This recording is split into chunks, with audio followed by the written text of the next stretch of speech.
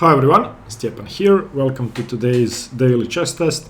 We are going to solve two positions of varying difficulty. The first one is slightly easier. The second one is one of my favorite endgames and one of the most famous endgames in history, so you may know it, but still it could be useful to go through all the details. Okay, I'm not going to talk a lot.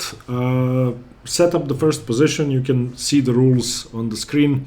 So solve it over the real board, time yourself, recommended time is 15 minutes. Don't move the pieces when analyzing and write your analysis down by hand. That could be useful. Okay, start on the first position, pause the video, see you in a minute. Okay, this position is from a training game of mine. I'm playing black and I'd already made a couple of inaccuracies and I wasn't happy with my position.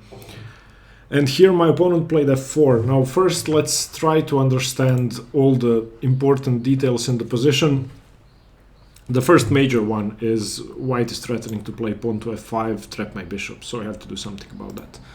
The second very important detail is the loose bishop on h4.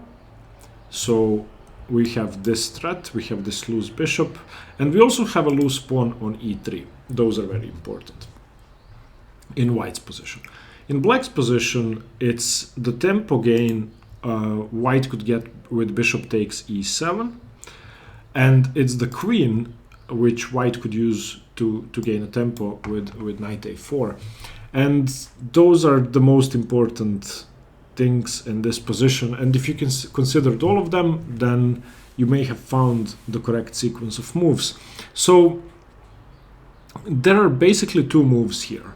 I'm sad to say that I completely misplayed this position because I got scared during the game, even though I went for one of the good continuations and even though my opponent blundered.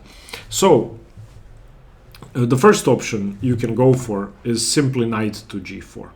And knight g4 is the simplest way to play this position, not the best way. I'm going to show you the best move in a second, but I wanted to show you this position because there are basically two good moves or two sensible moves.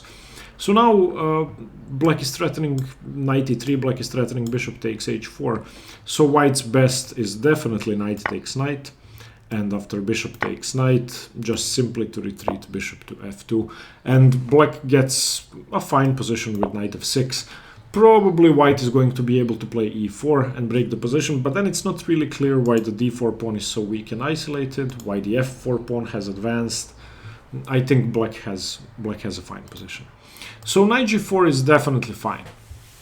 The second option, which I went for, is the visually most appealing, knight takes e5. However, this is where the complications begin. Knight takes e5. Of course, if d takes e5, then queen takes and you are better. Well, not queen takes actually. Wait. Because he has bishop f2. No, yeah, but after d takes e5, you still play knight g4. Excuse me. Because if you take immediately, then bishop f2 and you lose a piece. Or you lose your queen, actually.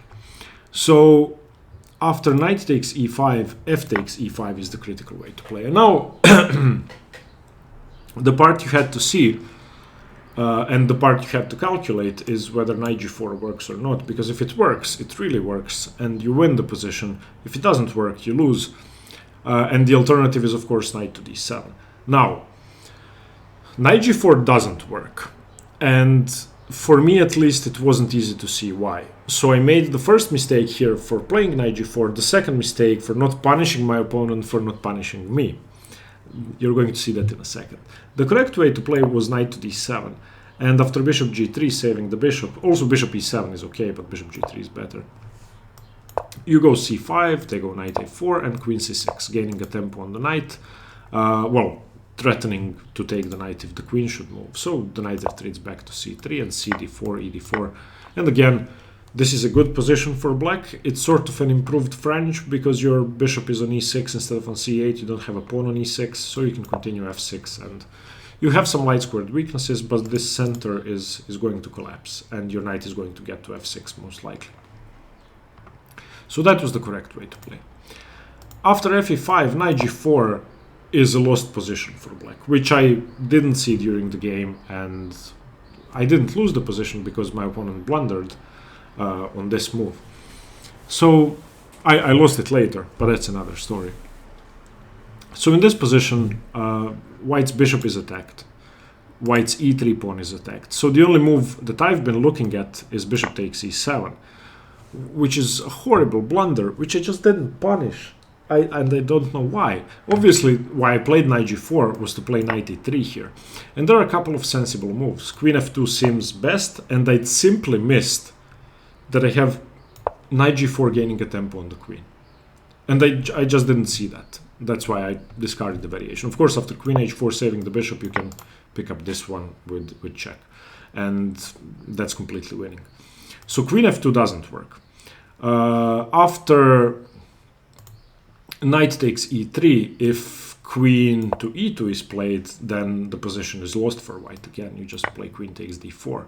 And let's say bishop d6, saving the bishop, you go bishop g4, queen f2, queen d3, and obviously white is just going to win. You lose the f7 pawn, but that doesn't really matter. If rook fe1, for example, rook fe1, for example, then knight c2. And other than that, I don't see a good move. So yeah, knight takes e3 should have been played to punish my opponent. I just missed. I thought queen f2 was a good move. I just didn't see knight g4. However, after knight to g4, my opponent has a winning move, and this is the part you had to see, and that's knight a4.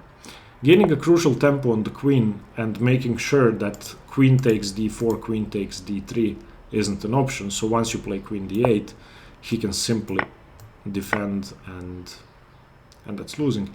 If you play queen c7, trying to not lose a tempo, then he can simply retreat the bishop or defend the pawn. Now defending the pawn is fine. Yeah.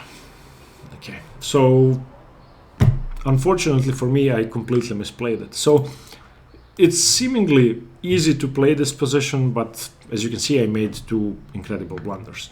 So the easiest way again was to just play knight g4, and the best way was to take, and knight d7, which after c5 gives black a perfectly playable position. Okay, I hope you got this one. Let's jump to the second position. Okay, this is Rubinstein Alechin from Carlsbad 1911. It's white to play, and this is one of my favorite, if not my favorite, endgame. So pause the video. See you in a minute. Okay, this position has been analyzed and annotated so many times. Nobody is really that certain about the final evaluation of the position, which might seem stupid to say a thing like that, but it's clear that white is better. There are a couple of reasons for that. Firstly, white's rook is extremely active. Secondly, more importantly, white is able to create a passed pawn. White is able to create a passed pawn with f3, e4, and g4, while black will have a very hard time creating a passed pawn because either a6 or a5 lose the b6 pawn. What's more important, after things like a5 and rook takes b6, white is often threatening rook a6 if this king moves far away. Okay, and the third very important reason why white is better is because most rook exchanges are going to lead to a winning pawn endgame for white, for the already mentioned reason that white is able to create a passed pawn, while black's passed pawn may be too slow. In this exact position, if you move the rooks away, the pawn endgame should be a draw, because black has a lot of counterplay with the pawns. But in most cases, the pawn endgames are going to be winning for white.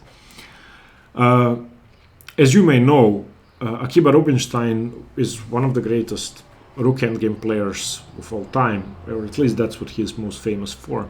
And he did manage to win this game. And let's see how. So in this position, there are three sensible options. Okay, there are three moves that should have come to your mind. The first one is an engine move, and it's fairly logical, but a human should discard it as soon as he sees black's reply. The engine move is rook f6, which seems nice if black is an idiot and allows rook f7 check.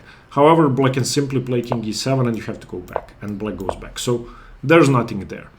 Still, that was a candidate you had to consider. So rook f6 seems like a good move, but it leads nowhere. So we have two ways to make progress in this position. And I chose this position because it's not about one move. It's about a plan, and it's about very long-term thinking. So the two ways to make progress, which you are inevitably going to have to do both of them, are pawn to f3 followed by e4, or pawn to f3 followed by g4, or both, which is most likely. And the second plan is improving your king, king d3.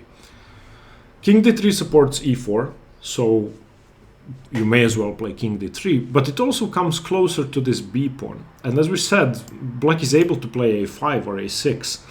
And if you take on b6, the a pawn is a passed pawn. If you take on a6, the b pawn is a passed pawn. So in both cases, your king should be closer to that side of the board. Black isn't really threatening much on the queen side for now, on the king side for now. Okay, so in the game, Akiba Rubinstein played pawn to f3. Now, either king d3 or pawn to f3 are best moves. That's non-negotiable. Only these two moves make sense. However, pawn to f3 is a draw, even though Rubinstein managed to win, but it's extremely hard to find a draw for black. And pawn to f3 is definitely the more logical continuation, and here's the biggest reason why. After pawn to f3, black is unable to exchange rooks. Okay, if black plays rook c8 now, the pawn endgame is lost because white has gained the crucial tempo with f3 e4. In the position after king d3, which should be better and should give white more winning chances, black is actually able to play rook c8 and survive the pawn endgame. White doesn't have any way to decline a rook trade, because if you go rook f6, then king e7. So after takes, this endgame is a draw. It's really hard to see that it's a draw, but it's a draw. After pawn to f3, if rook c8 is played, then the rook exchange simply loses takes, and e4. And now whatever black does, there are a couple of options. If d4, then fe4, and of course these are passed pawns, so you have nothing to do about this. If e4 and king b7 trying to play with your pawn here, then ef5, and black should resign straight away, because gf5, g4, and that's it. You have two passed pawns. You have a passed pawn, excuse me, and black is simply too slow. If e4 and king c7, which the engine thinks is the best move, then e5. And again, you're going to follow that up with g4, and you're going to win. So, after pawn to f3, the rook exchange loses. That's not what Alekhine played. He played an equally bad move, perhaps even a worse move, but still. After pawn to f3, there are a couple of ways to draw this position, and this is the part you hopefully saw. Okay, I looked at many different analyses of this endgame after I'd analyzed it myself, and I found a way to draw which I thought draws, and I was correct, but there are more. Okay, the two most interesting ways for black to play is to create a passed pawn, so either a6 or a5. In both cases, the position is drawn, which is very hard to see. If a5, white has to take on b6, so rook takes b6. And now king to c7. This is the crucial move, gaining a tempo on the rook, rook c6 and king b7. It's important to prevent this pawn from moving forward. That means, if you look at this starting position, for example, this means that the rook is now free to support the pawn without having to worry about the b pawn, and very importantly, a pattern which I need you to recognize here. If black plays a stupid move like king e7, then rook a6, and this is over. Which is why after rook b6, king b7, king c7, rook c6, king b7. And now there are two ways to play this position. Unfortunately, both of them are drawn. So here is why. In this position, black has two threats. He gave up a pawn to complicate the position and to have a lot of activity, which means this a pawn is dangerous. It also means this e3 pawn is weak. So if white wants to try and win, he either has to play e4 or king d3. Let's just start with king d3. Doesn't really matter. a4. Okay, now you have to start getting back king c2 and rook e8, and the e3 pawn is attacked. And unfortunately, white is getting punished for f3, which, if we come back to the starting position just for a moment, if black had tried the same thing against king to d3 and a5 and rook b6, king c7, rook c6, king b7, in this position that simply wouldn't work. White is now a pawn up, and he can simply start marching towards black's pawn and try to do something there. Also, after king d3, if rook c8 is played, then yeah, okay, let's go back. So f3, a5, rook b6, king c7, rook c6, king b7. And unfortunately for white, there's nothing he can do because black has two threats. So that was one way to draw. Another way to draw was to play a6. And in this position, white should again play rook takes b6. And after a takes b5, you can either play rook b7 and king c6, rook h7, or you can take on b5. In both cases, the position is again drawn. Again, white wishes his pawn was on f2. And then maybe he could try and play for a win, but it would still be nearly impossible.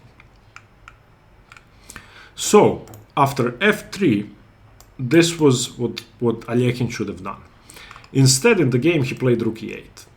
And since the rook exchange loses, he probably had no idea what to do, so he played rook e8. Now there are two ways to play this position. You can either play g4, which is the engine move. Rubinstein played king d3, which is fine, rook e7, and now he played g4. And this position is now lost. Now there is nothing black can do to save himself. He misplaced his rook. He didn't improve his position in any way. He actually made it worse, and white made progress. White played f3, g4, and king d3. So this is how the game went. Rook e6, rook c1, rook e7, rook h1, and now this is the most famous part, I think, which you may know. Rubinstein just provoked weaknesses all over the place, starting with a threat to infiltrate, then a threat to play e4, then a threat to take on a7, then a threat to infiltrate on c6 with check, then going to the other side, threatening to play king g5, king h6, and then Alekhine blocked it. Then he goes back. Once h5 is played, he now has a clear way forward, and this position is easily winning. But I didn't want to focus on that. I just wanted to show you what happened. So after f3, it was very hard for Alekhine to find a6 or a5. However, if he had found one of those two moves, the endgame would have been drawn. So coming back to the starting position, even though f3 should give white most winning chances because a6 and or a5 are hard to find, king d3 may still be a better winning attempt. So in this case, a5 doesn't work. But what you can do, you can play rook c8, trying to exchange rooks, or rook b8. Rook b8 is interesting. The idea behind rook b8 is to try and push your pawn somehow. So for example, king to c3, a6. And now, of course, if you take it, your rook is hanging. And king to b4, rook to b7, you just wait. Your rook is hanging. So eventually you're going to have to retreat the rook. Rook f6, you can now take a b5, and this should be a draw. But a much simpler way to draw is rook to c8, where, again, white cannot decline the rook trade, so takes. And now you probably have to try and win this game. So f3, king to b7, e4, a5, ba6, king a6, e5. And there are some winning chances here, but the engine gives it as a complete draw. This is just a sample continuation. h6, king b4, king c6. If white tries to make progress, then black is going to be the one winning, and yeah, that's it. So hopefully you did manage to do something with this position. I think it's a very good example of how complicated rook endgames can be in practical play. And the decision-making process here is very tough, because for most people, at least for me, when I was calculating f3, I saw these ideas of a6 and and a5, but a6, but without moving the pieces, it was very hard to calculate. Or I saw only a5, but the idea is the same. It's very hard to calculate all of that and to see whether you're winning or not. So if you're risking with f3, you have to be absolutely certain. But I think Rubinstein made a very practical decision with f3, because it simply disables Alekhine from trading rooks, and that in his mind was the most important thing to keep winning chances. And he did win in the end. Okay, I hope you liked the two positions. I hope you did manage to solve them, or at least one of them. The first one, as I said, was easier, but I think also interesting. Let me know what you think, and stay tuned for more chess. Bye-bye.